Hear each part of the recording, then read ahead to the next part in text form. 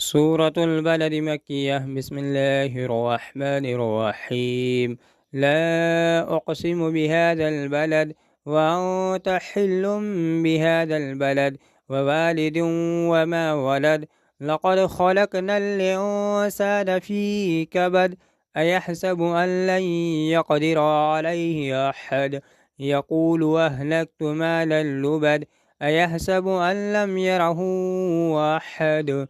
ألم نجعل له عينين ولسانا وشفتين وهديناه النجدين فلاقتحم العقبة وما أدراك ما العقبة فك ركبة أو إطعام في يومئذ ذي مسغبة يتيما ذا مقربة أو مسكينا ذا متربة ثم كان من الذين آمنوا وتواصوا بالصبر وتواصوا بالمرحمة أولئك